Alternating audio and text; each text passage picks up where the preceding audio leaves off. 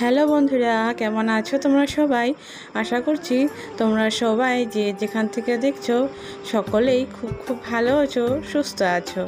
আমি আসামের ছোট্ট একটি গ্রাম থেকে পূজা তোমাদের সকলকে আমার ব্লগ চ্যানেলে অনেক অনেক স্বাগত আর অনেক অনেক ভালোবাসা জানাই। তো আজকে হচ্ছে শ্রাবণ মাসের তৃতীয় সোমবার। তো শ্রাবণ মাসের সোমবার মানে কিন্তু শিবের মাথায় জল ঢালা। আর আমরা না প্রতি বছরে মানে সেই যে ছোট্টকাল থেকে মানে যখন থেকে বুদ্ধি হয়েছে তখন থেকেই না এই সকালবেলা সূর্য ওঠার আগে কিন্তু শিব ঠাকুরের মাথায় জল ঢালি।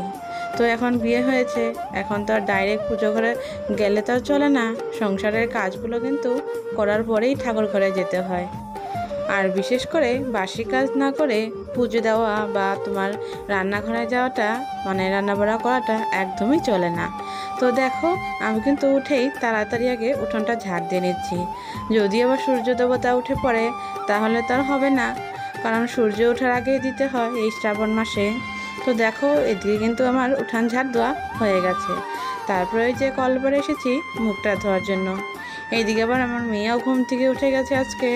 আর আজকে না অনেকটাই সকালবেলা উঠে গেছে, কারণ তোমাদের দাদা ভাই কালকে ওই ভোলে বম গেছিলো।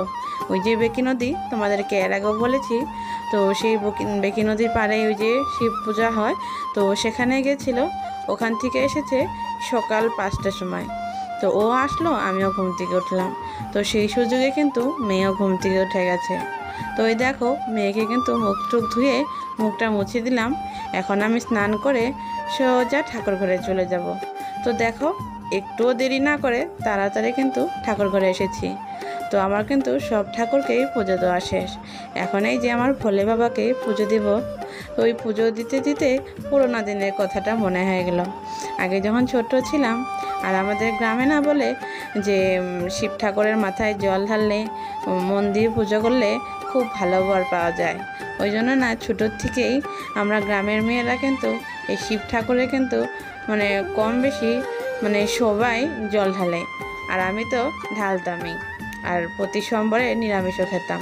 কিন্তু আমার শ্বশুরবাড়ি তো এখানে খায় না, ওই কারণে নিরামিষটা খাওয়া হয় না।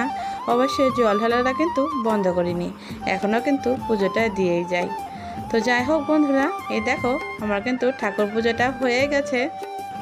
আর হ্যাঁ বন্ধুরা, যারা যারা এই পর্যন্ত আমার চ্যানেলে নতুন বন্ধু হয়ে আছো তাদেরকে একান্তই অনুরোধ ভিডিওটা ভালো লাগলে একটা লাইক করে বন্ধু হয়ে যাওয়ার জন্য। আর যারা আগে থেকে বন্ধু হয়ে গেছো তাদেরকে কিন্তু অসংখ্য ধন্যবাদ। তো দেখো বন্ধুরা, ঘরের পুজোটা দেওয়া হওয়ার পরে আমি কিন্তু তুলসী তলায় এসেছি। যাই হোক ভাগ্যিস এখনও সূর্য দেবতা উঠেনি, আর এখনও কিন্তু 6টাও বাজেনি, এখন বাজে তোমার 5:30। ঘুম থেকে উঠে কিন্তু এই আধা ঘন্টার ভিতরে আমি সমস্ত কাজ করে নিয়েছি। নিয়ে এই যে পুজো ঘরে চলে এসেছিলাম। তো 5:30টার মধ্যেই তো আমার পুজো টুজো দেওয়া হয়ে গেছে।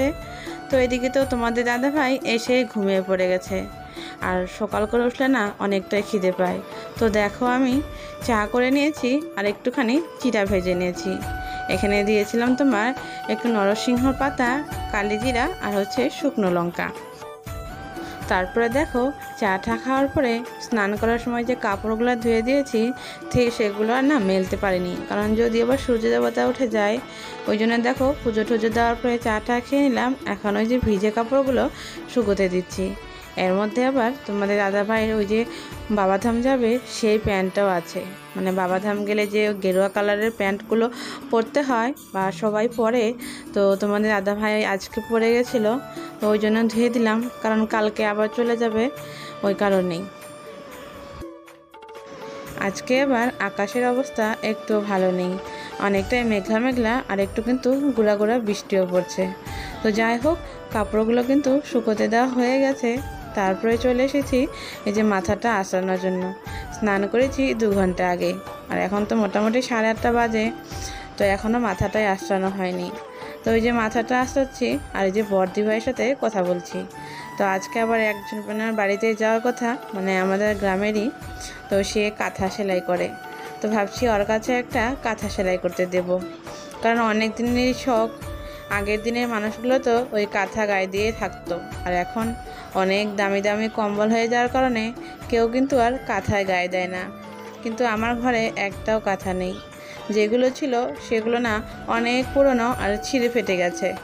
তো ওই জন্য সেলাই করতে দেব। তারপরে দেখো এই যে আমি নরসিংহর পাতাগুলো তুলে নিচ্ছি। তো এগুলোকে না কারি পাত্তা বলে। তো এগুলো দিয়ে একটা জিনিস করব, সেটা কিন্তু পরে শেয়ার করব। তো আমাদের বাড়িতে 2টো নরসিংহের গাছ হয়েছে, আর এই পাতাগুলোর গন্ধ না খুবই ভালো লাগে।